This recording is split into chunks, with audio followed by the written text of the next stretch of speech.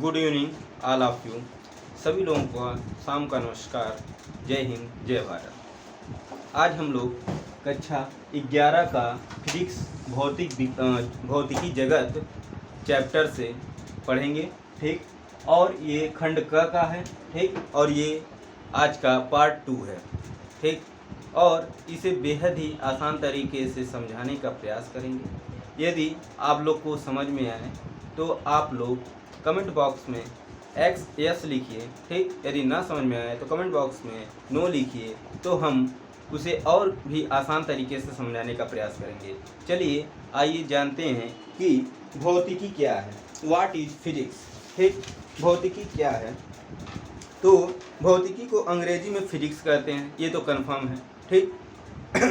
जो ग्रीक भाषा के शब्द फ्यूसिस से लिया गया है, जिसका अर्थ है प्रकृति, ठीक।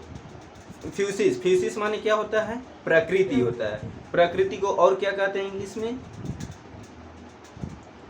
नेचुरल, ठीक। अच्छा, नेचर भी कहते हैं, ठीक है। प्रारंभ में भौतिकी को प्राकृतिक विज्ञान भी कहा जाता था, ठीक। नेचर साइंस भी कहा जाता था, ठीक। अब भौतिकी का अगर परिभाषा लिखा जाए तो क्या होगा? भौतिकी का परिभाषा बताइए। चलिए ठीक है, कोई बात नहीं, नोट कीजिए। भौतिकी वह विज्ञान है जिसके अंतर्गत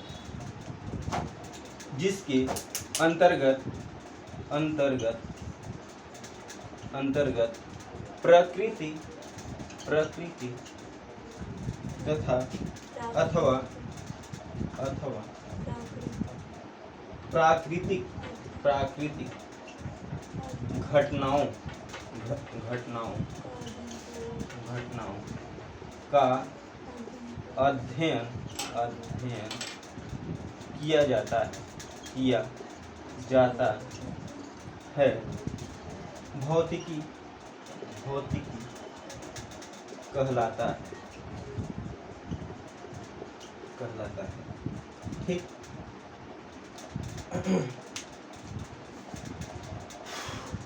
इसको अंग्रेजी में फिजिक्स कहते हैं।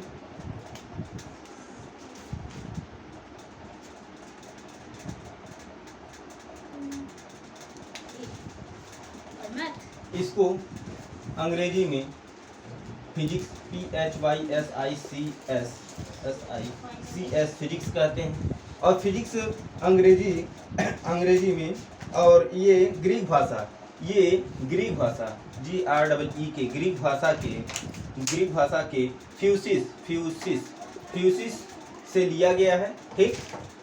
फ्यूसिस से क्या लिया गया है? फिजिक्स से लिया गया है, ठीक। अच्छा, ये जो है इसका मतलब क्या है? प्रकृति है, ठीक। और प्रकृति को और क्या कहते हैं इंग्लिश में?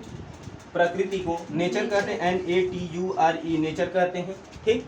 अच्छा, अब क्या है, इसको शुरुआत में भौतिकी को शुरुआत में क्या कहा जाता था? प्राकृतिक विज्ञान कहा जाता था, प्राकृतिक विज्ञान। इंग्लिश में ये क्या हो जाएगा?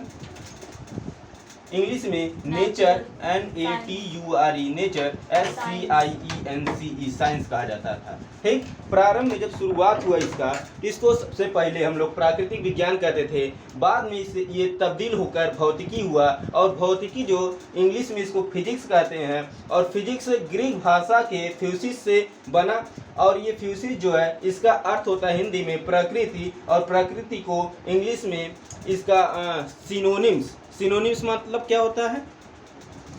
सिनोनिम्स मतलब होता है समानार्थी, ठीक। इसका समानार्थी शब्द क्या है? नेचर है, किसका? फ्यूसिस का, ठीक। चलो, इतना नोट हो गया। अब इसे दैनिक जीवन में हमें अनेक घटनाएं देखने को मिलता है, जैसे सूर्य का नियमित उदय तथा अस्त होना, ठीक। हो गया है, ठीक।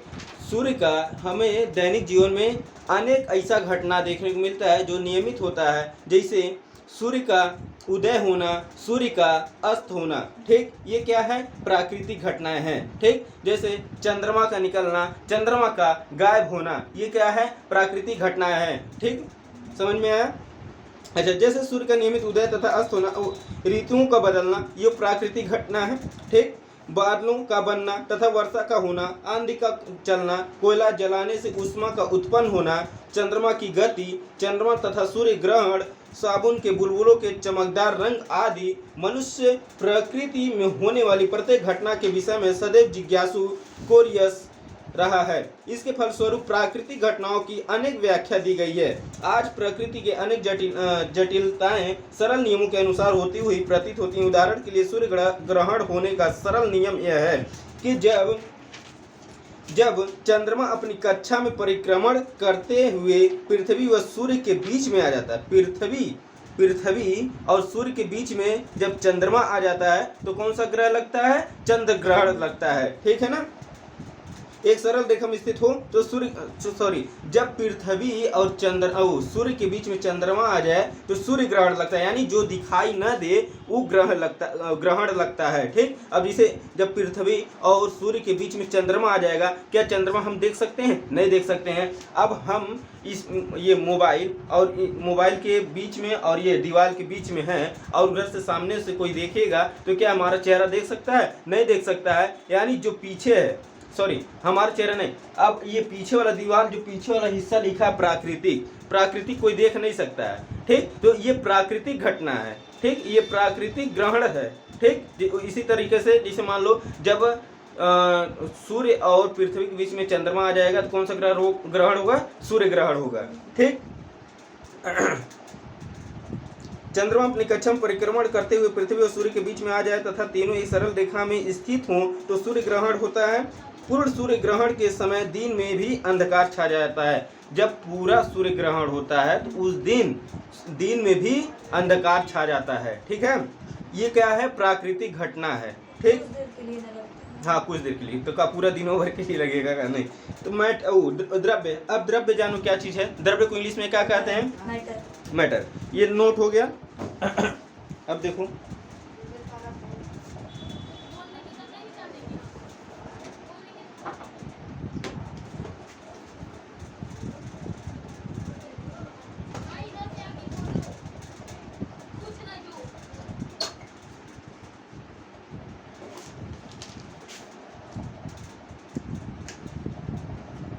देखो जी, द्रव्य।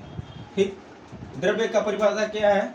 वह वस्तु जिसका द्रव्यमान हो, स्थान घेरती हो,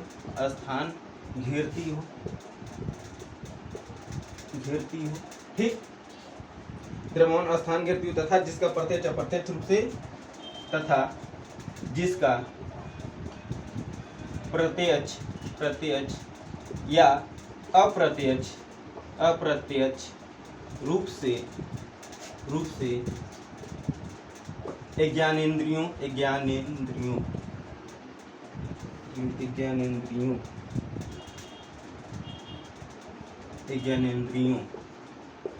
द्वारा अनुभव किया जा सके द्रव्य कहलाता है। हाँ जी,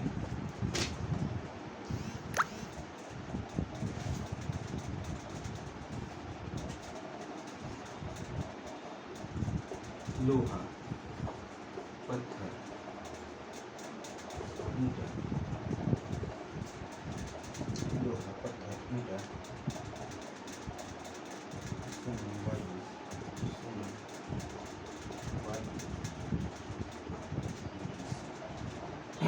हाँ जी, देखो द्रव्य क्या चीज है? द्रव्य वह वस्तु है जो स्थान घेरती हो। ठीक, जो जिसका द्रव्यमान अपना खुद का हो। ठीक, जिसे हम अपने ज्ञानेंद्रियों द्वारा अनुभव कर सकें। ठीक, वो क्या कहलाता है? द्रव्य कहलाता है। ठीक, और द्रव्य को और क्या बोल सकते हैं? और इसको METTER मैटर बोल सकते हैं। और क्या बोल सकते हैं? निकाय बोल सकते हैं। और क्या बोल सकते हैं? वस्तु बोल सकते हैं। और क्या बोल सकते हैं? सब्सटेंस बोल सकते हैं। ठीक, और कुछ बोल सकते हैं? अच्छा, इतना ही चीज बोल सकते हैं, ठीक। और इसका एग्जाम्पल सरल सा क्या है, जो चीज ठोस होके, जिसे अपने ज्ञानेंद्रियों द्वारा अनुभव किया जा सके, जो जिसमें अपना खुद का द्रव्यमान हो, ठीक। ये सब द्रव्य में आता है, वस्तु में आता है, ठीक। जैसे एग्जाम्पल में लोहा, पत्थर, ईंटा, सोना, वायु, ये सब का चीज है, द्रव्य है, वस्तु है, ठीक।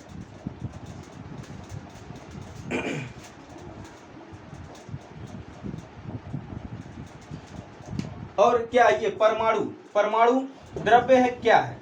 इलेक्ट्रॉन, इलेक्ट्रॉन द्रव्य है, क्या है? बताओ, परमाणु क्या है? ये भी एक द्रव्य ही है, ठीक। और अच्छा, परमाणु का परिभाषा क्या है?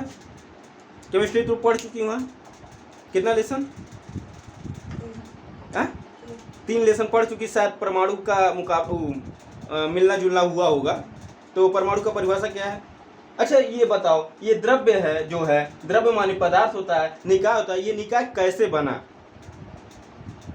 सपोज डैट तू इंसान हो, इंसान तुम कैसे बनी? यह सपोज डैट मतलब क्या है? माना, ठीक। और लेट माने क्या है? माना। लेट माने देर भी तो होता है।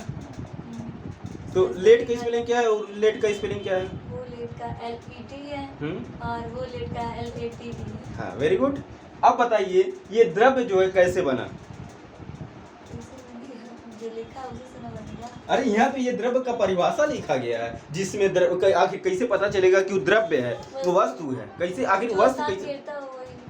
अरे स्थान को तो पता चल गया कि हाँ ये वस्तु है, बट वस्तु बना कैसे?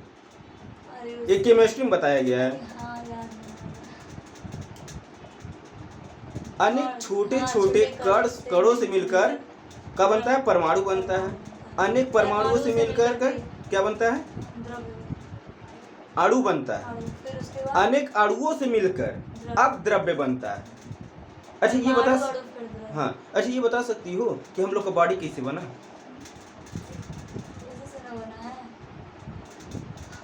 अनेक कणों मिलकर परमाणु बना, और अनेक परमाणु मिलकर क्या बना? कोशिका बना, और अनेक कोशिका मिलकर क्या बना?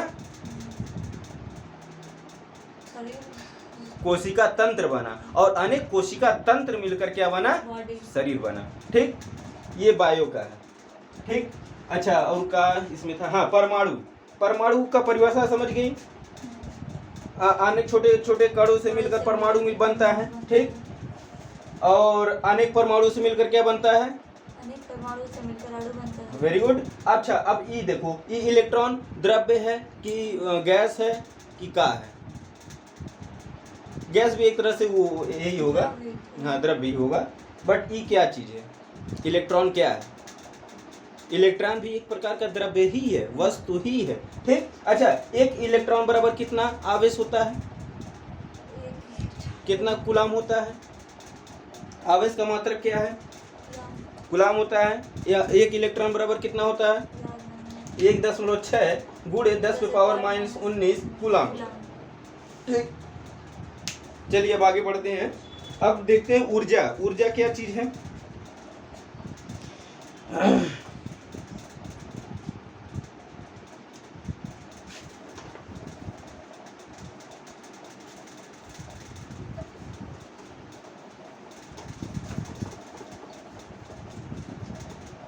चलो बहुत मस्त फिजिक्स है, अगर पढ़ ली ना दिल खुश हो जाएगा।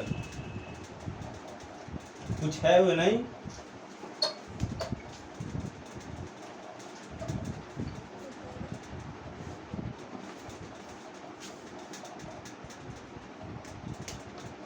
ऊर्जा, ऊर्जा इसको इंग्लिश में क्या कहते हैं? एनर्जी, एनर्जी, ठीक।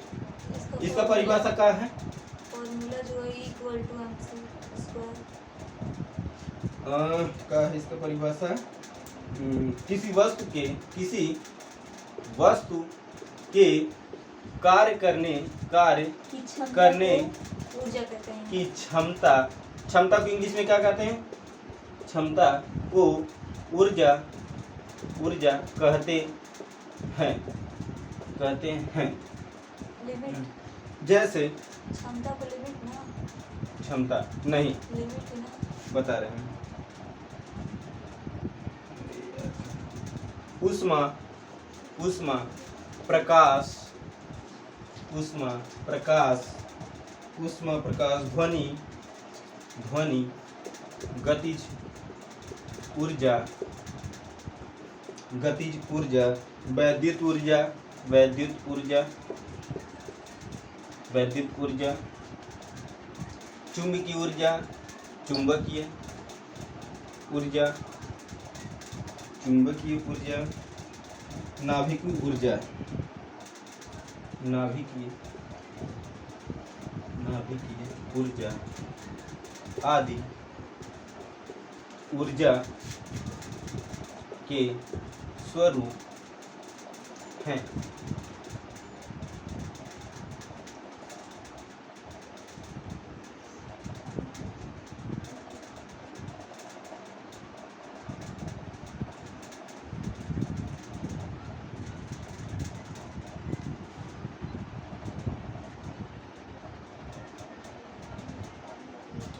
E equal to mc square।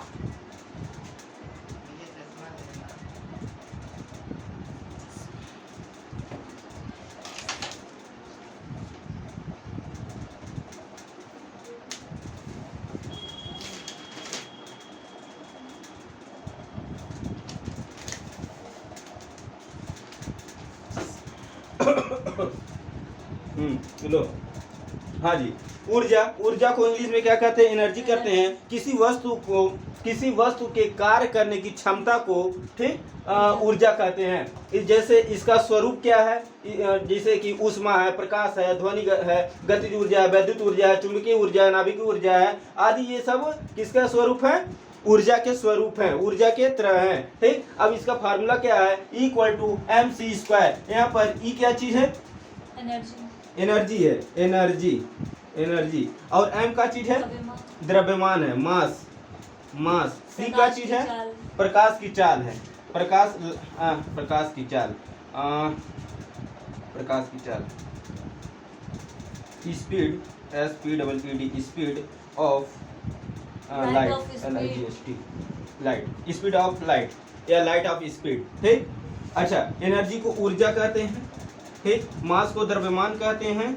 ठीक, स्पीड ऑफ लाइट को क्या कहते हैं? प्रकाश की चाल कहते हैं। किसमें? प्रकाश की चाल किसमें? प्रकाश की चाल निर्वात में। ठीक, निर्वात क्या चीज है? जहां पर वायु ना हो, जहां पर हवा, पानी या फिर अन्य चीज ना हो, जिसके माध्यम से मान लो आवाज जाता है या फिर कुछ किसी के माध्यम से जाता है, तो जिसे आसान तरीके से मानो हवा ना होकर, ठीक, उसको निर्वात कहते हैं। तो इक्वल टू mc स्क्वायर होता है। और प्रकाश की चाल का वो मान कितना है? 3 इंटू 10⁸ मीटर पर सेकेंड होता है। ठीक, ये इक्वल टू mc स्क्वायर है। ठीक,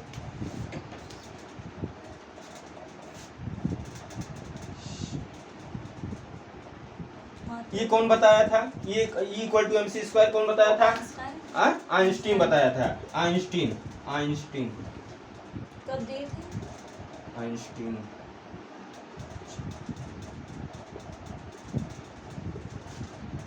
हाँ, कब दिया था? आइंस्टीन ये कब दिया था?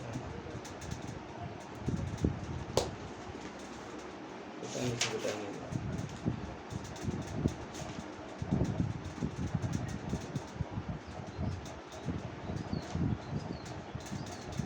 तो सुनो, जब पहले यह समझा जाता था कि द्रव्य तथा ऊर्जा परस्पर अनिर्भर है, मतलब एक दूसरे के ऊपर निर्भर नहीं है। कौन कौन चीज?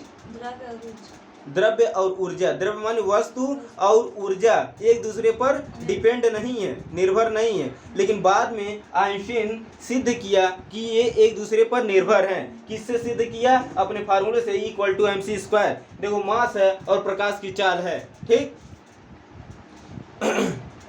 तो सुनो, पहले यह समझा जाता था कि द्रव्य तथा ऊर्जा परस्पर अनिर्भर हैं, तथा इनमें परस्पर कोई संबंध नहीं है, परंतु आइंस्टीन ने यह प्रतिपादित किया कि द्रव्य तथा ऊर्जा एक ही सिक्के के दो पहलू हैं, एक ही सिक्के के दो पहलू हैं, ठीक, जिन्हें परस्पर रूपांतरित किया जा सकता है, अर्थात द्रव्यमान को ऊर्जा में तथा ऊर्जा को द्रव्यमान में बदला जा सकता है। ठीक, देख लो, द्रव्यमान है, द्रव्यमान को ऊर्जा में कन्वर्ट किया जा रहा है। अब चाहो तो ऊर्जा को द्रव्यमान में भी कन्वर्ट कर सकती हो। कैसे कर सकती हो, यहाँ पर कैसे फार्मूला बन सकता है, इक्वल टू mc² हो गया। मान लो हमें द्रव्यमान में कन्वर्ट करना है ऊर्जा को, तो क्या होगा फार्मूला,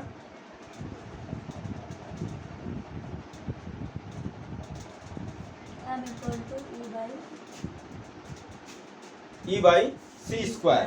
ठीक,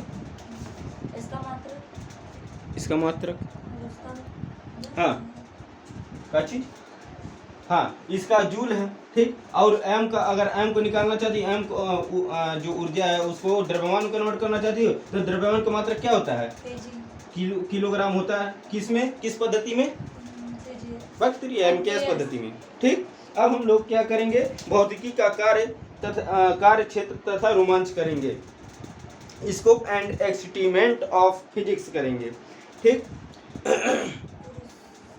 तो आइंस्टीन के द्वारा जो परिभाषा कंफर्म हुआ, तो ये क्या हुआ, कहा कि भौतिकी विज्ञान की वह शाखा है जिसमें ऊर्जा, द्रव्यमान, उनके अन्योन्य क्रियाओं तथा रूपांतरण का अध्ययन किया जाता है। और ये भी सही है, भौतिकी वह विज्ञान है जिसके अंतर्गत प्रकृति तथा अप्रकृति के का अध्ययन किया जाता है, भौतिकी कहलाता है। समझ में आ रहा ना, चाहे वो परिभाषा लिखो चाहे ई परिभाषा लिखो, दोनों का मतलब एक ही है। ठीक, अब डालो